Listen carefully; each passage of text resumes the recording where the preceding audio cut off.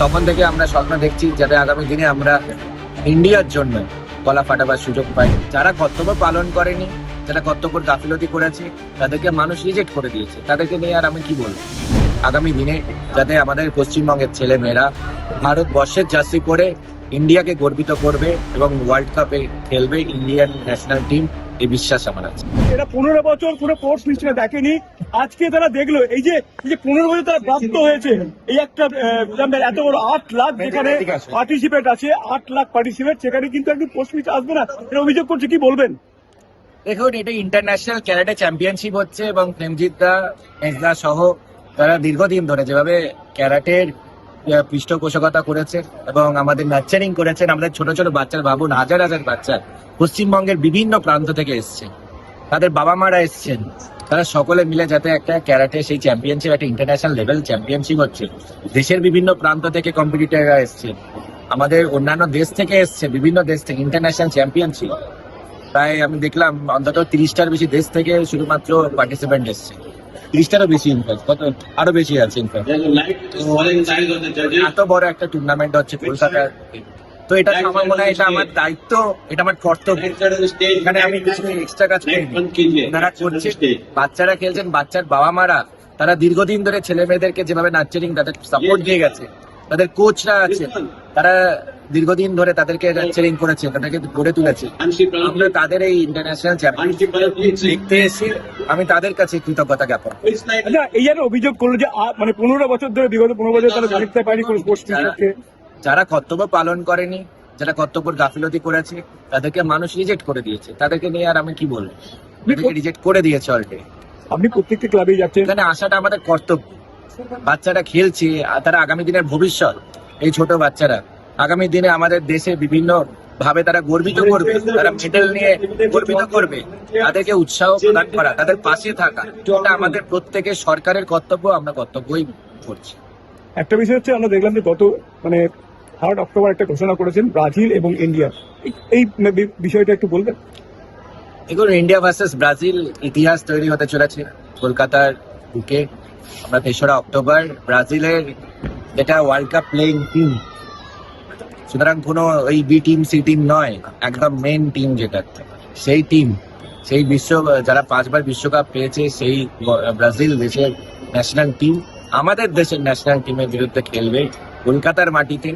ইতিহাস তৈরি হতে চলেছে এবং বিশ্বকাপ, আমরা যখন দায়িত্ব গ্রহণ হয়েছিল, এই সরকার যখন এসেছিল, আমরা দেখছিলাম বিশ্বকাপে আমরা সবাই, কেউ ব্রাজিলের জন্য, কেউ আর্জেন্টিনার জন্য, কেউ স্পেনের জন্য, কেউ পর্তুগালের জন্য গলা ফাটাচ্ছিলাম।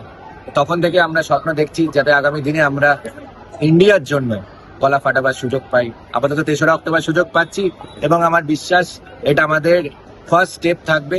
ফার্স্ট বেবি স্টেপ বলুন আর অ্যাডাল্ট স্টেপই বলুন, কিন্তু it will be the first step আগামী দিনে যাতে আমাদের পশ্চিমবঙ্গের ছেলে মেয়েরা ভারতবর্ষের জার্সি পরে ইন্ডিয়াকে গর্বিত করবে এবং ওয়ার্ল্ড কাপে খেলবে ইন্ডিয়ান ন্যাশনাল টিম, এই বিশ্বাস আমার আছে। অন্য একটা প্রশ্ন, সেটা হচ্ছে আজকে একটা মেগা কিচেন ইভেন্ট উদ্বোধন করলেন আপনার তারাতলায় মুখ্যমন্ত্রী, সেখানে 2 লক্ষ প্রায় বাচ্চাদের খাবার পরিবেশন করবে। মুখ্যমন্ত্রী নিজেও খেলেন আজকে, সেই আজকে উদ্বোধন হলো অনুষ্ঠান।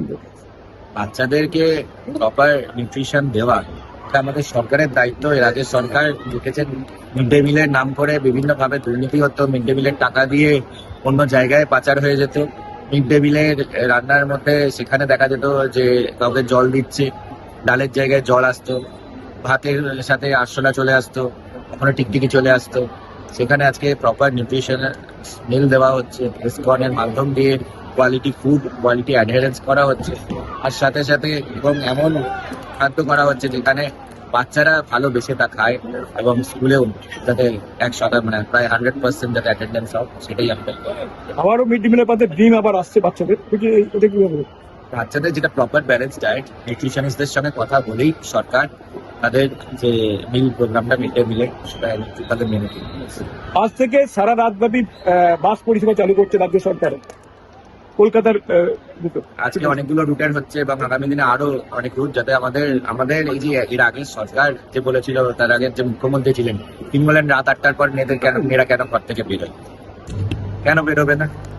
এরা রাতে কাজ করবে না, সন্ধ্যার সময় বাইরে কাজ করবেন না, যেগুলো হাসপাতালে সেখানে নার্সরা কাজ করবে না, আমাদের আইটি সেক্টরে সেখানে সব বসরা এখন মেয়েরা হয়ে গেছে। তারা কাজ করবে না, ঘরে চলে যাবেন সবাই, ওনার কথা।